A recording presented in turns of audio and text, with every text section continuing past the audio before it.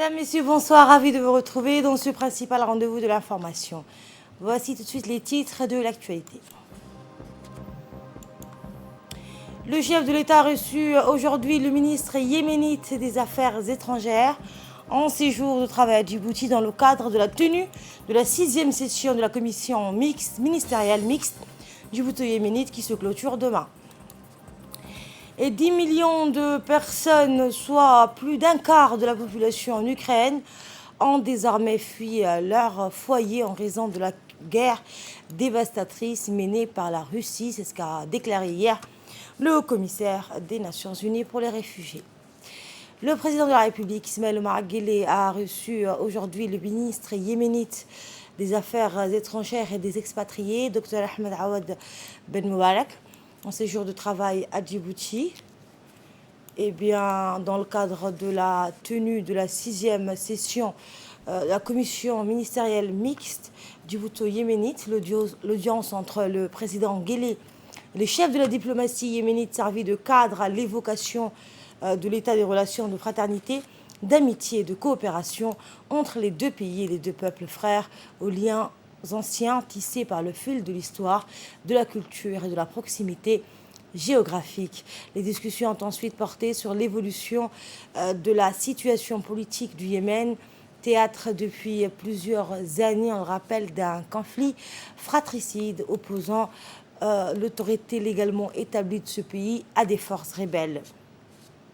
La solidarité de la République de Djibouti avec la nation sœur du Yémen dans le contexte difficile de guerre caractérisant ce pays depuis 2014 est à la mesure de l'hospitalité que, sous la houlette de son premier magistrat, Ismaël Omar Guelleh, Djibouti offre systématiquement au flux de populations fuyant les hostilités au Yémen. Au cours de sa rencontre avec le chef de l'État, le ministre yéménite des Affaires étrangères est accompagné d'une forte délégation de son pays, composée notamment du vice-ministre de la Planification et de la Coopération. L'ambassadeur de la République du Yémen auprès de la République de Djibouti, Abdellah Moussalam, a également préparé à cette audience. Côté djiboutien, outre le ministre des Affaires étrangères, l'ambassadeur de la République de Djibouti auprès de la République du Yémen, Mohamed Ali Issa, a préparé à cet événement.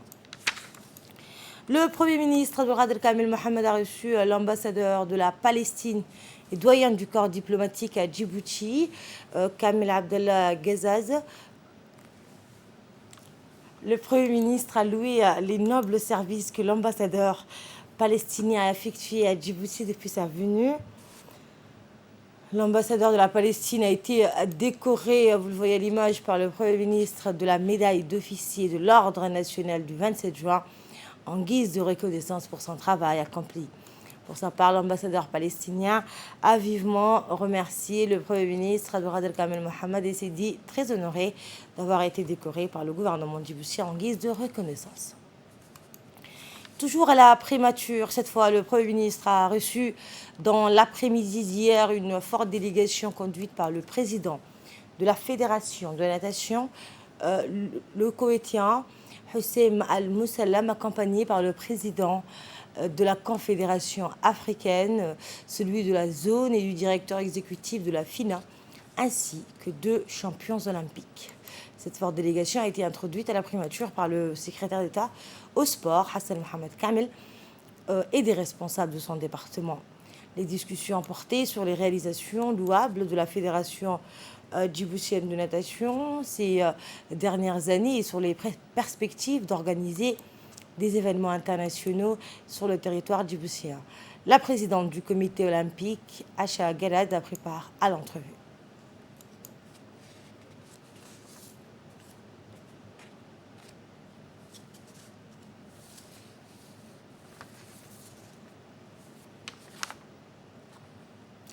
L'ambassade de la République du Djibouti en Éthiopie a organisé hier une réception pour les membres élus, réélus et sortants du Conseil de paix et de sécurité de l'Union africaine.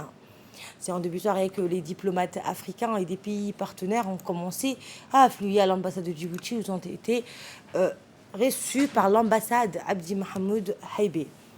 La République de Djibouti qui a été réélue le 2 février dernier pour une 3e fois consécutive au CPS, le Conseil de paix et de sécurité, de l'Union africaine, ce qui est une première au sein de l'organisation. L'organisation a voulu marquer l'événement, d'où la cérémonie de réception. Une rencontre qui a permis aussi d'échanger sur les points de vue sur le nouveau mandat du Conseil de paix et de sécurité de l'Union africaine et le renforcement de son rôle afin de consolider la paix et la sécurité en ayant recours au règlement pacifique des différends. Eh bien, le commissaire aux affaires politiques, à la paix et à la sécurité de l'Union africaine, l'ambassadeur Bankole Adeoye, représentant les diplomates, a tenu à remercier son homologue djiboutien et à travers lui la République de Djibouti pour la réception, mais surtout pour l'engagement de Djibouti en faveur de la paix et de la sécurité dans la Corne, voire sur l'ensemble du continent. L'ambassadeur de la République de Djibouti à Addis Abeba et représentant permanent auprès de l'Union africaine, Abdi Mohamed Haïbé, a dans son intervention mis l'accent notamment sur les engagements de chaque pays et du Conseil de paix et de sécurité en général pour persévérer dans la recherche des solutions pacifiques afin que la paix et la prospérité règnent en Afrique. D'emblée, permettez-moi de dire quelques mots en français, comme nous sommes dans la semaine de la francophonie, en vous souhaitant la bienvenue à l'ambassade de la République de Djibouti pour cette réception organisée en l'honneur des membres élus, réélus et sortants du Conseil de paix et de sécurité de l'Union africaine. Ladies and gentlemen, distinguished guests. Direction le Qatar, cette fois où le ministre des Affaires musulmanes et des biens Warf, Mohamed Hassan Barre, est en visite de travail dans le pays. En marge de sa visite, le ministre a préparé la cérémonie d'ouverture de la 8e conférence de Doha sur la finance islamique sous le patronage du Premier ministre qatari. Le thème choisi pour cette édition s'articule autour de la technologie financière à l'ère du numérique. Le ministre Mohamed Hassan Barre est accompagné de son homologue qatari et de notre ambassadeur à Doha. La conférence met l'accent sur le développement rapide que connaît le secteur des finances islamiques. Les travaux scientifiques ont été animés par un groupe d'experts et de spécialistes en technologie financière en partenariat avec la faculté de charia et des études islamiques de l'Université du Qatar et la faculté des études islamiques de l'Université Hamad Ben Khalifa.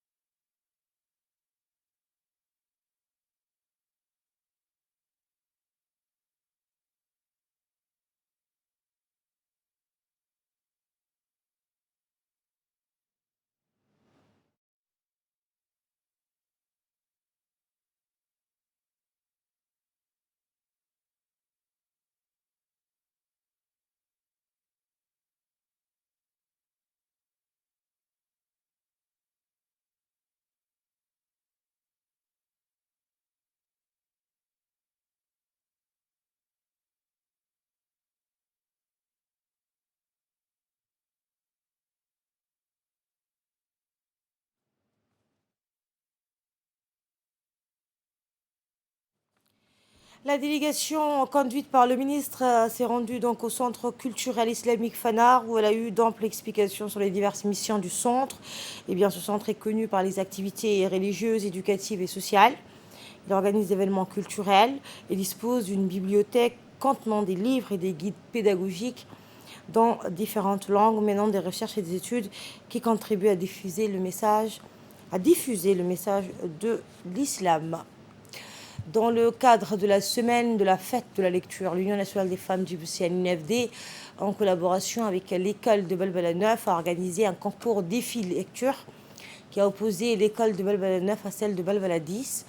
Le concours défi lecture est un challenge pour les élèves des classes des 5e années de l'ensemble du territoire.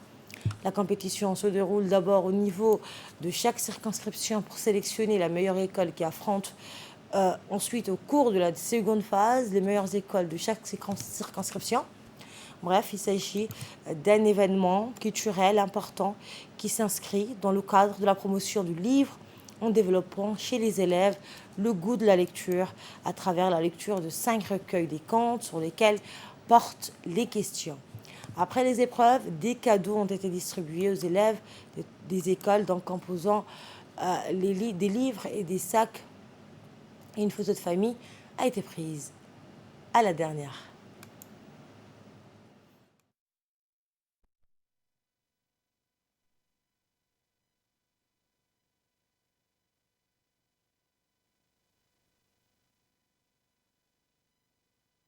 Cette façon de s'unir autour de cette semaine, c'est une façon de sensibiliser les enfants sur les différentes facettes de la lecture. Il y a la lecture plaisir, il y a la lecture qui nous accompagne. C'est ça qu'on veut initier à nos enfants. Si nous avons voulu intégrer nos auteurs, il y a un double objectif. L'objectif premier, d'abord, c'est de valoriser nos écrivains, nos jeunes écrivains, comme maintenant Sohaib qui m'accompagne, que j'accompagne dans les écoles. C'est pour montrer, c'est un jeune de 25 ans, c'est l'une des raisons pour laquelle nous voulons leur montrer comme exemple. Ça, c'est une première chose. Deuxième chose aussi, c'est de réveiller les différentes, d'initier. Il y a certains élèves, il y a certains enfants qui savent lire, mais qui n'ont pas l'habitude de lire. C'est-à-dire se faire accompagner par un livre. Une fois que l'enfant, on l'injecte, c'est comme si on injectait un seringue. Si tu apprends ton élève, ton enfant, à lire un livre, un deuxième livre, un troisième livre, c'est fini. À partir de là, celui qui prendra la relève, et chaque soir, avant de dormir, il va lire. L'Office national de l'eau et de l'assainissement, l'ONEA de Dikil, a célébré hier la journée internationale de l'eau sous le thème Eau souterraine. La journée mondiale de l'eau est l'occasion pour les sociétés et entreprises en charge de la distribution de ce liquide précieux et de la gestion des eaux usées de mettre en exergue les progrès réalisés dans ces domaines. À travers cette cérémonie, les autorités de la ville de l'Unité se sont montrées engagées pour l'accès à l'eau et à l'assainissement en République de Djibouti et veulent afficher leur implication dans les recherches de solutions pour rendre l'eau et les services d'assainissement accessibles dans notre pays. Cette cérémonie, qui a eu lieu dans l'école primaire de Dikil 1, a vu la participation de la représentante du directeur général de l'ONEAD, Khadija Ali Abdou, et le responsable de l'Office national de l'ONEAD, stationné à Dikil, Abdelkader Idriss.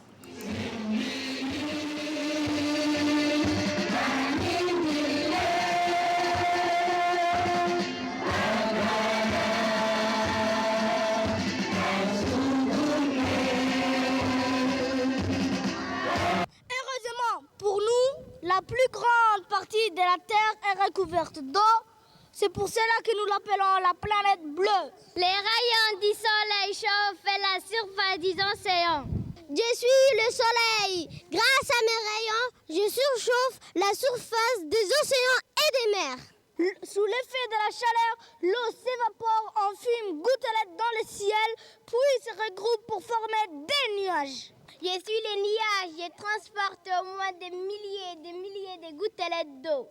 Poussés par le vent, ces nuages se déplacent vers la terre pour relâcher l'eau qu'elles transportent sous forme de pluie. Je suis la pluie, grâce à mon eau, je nourris la terre et toute forme de vie. Ainsi, grâce à cette pluie, la végétation prend vie et embellit le paysage. L'autorité intergouvernementale pour le développement, l'IGAD, a lancé aujourd'hui au Centre de la formation professionnelle de Dameljog un atelier de concertation sur les nouvelles perspectives de la lutte contre les maladies infectieuses qui circulent, les principales postes donc terrestres, frontières terrestres de la République de Djibouti avec la Somaliland. Cet atelier a réuni autour d'une même table les acteurs de santé de deux régions frontalières, la région frontalière d'Arta et la région de la Somaliland.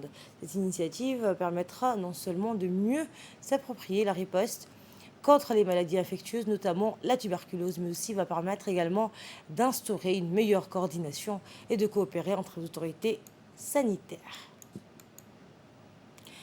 Eh bien, dans le reste de l'actualité, le chef des projets de santé de l'IGAD, Ahmed Hassan, a quant à lui suggéré que cet atelier fait partie des différentes initiatives de coopération entre les pays membres de l'IGAD. Dans le cadre de la 2e édition du Salon d'Agrobusiness National qui s'est ouvert samedi à l'esplanade du Palais du Peuple, le Centre de leadership et de l'entrepreneuriat Le Clé a organisé un atelier de panel d'échange et de discussion hier matin à la salle de conférence du Palais du Peuple. Cet atelier a vu la participation de plusieurs coopératives agricoles des régions ainsi que des experts dans plusieurs domaines. Concernant la production agricole au niveau national, les panélistes ont d'abord abordé l'importance du concept de l'agrobusiness, de l'agri-entrepreneuriat. À cet effet, plusieurs points ont été soulevés pour développer et mieux comprendre le concept de l'agrobusiness, tel que l'amélioration de la production, l'accès au marché ainsi que l'accès au foncier.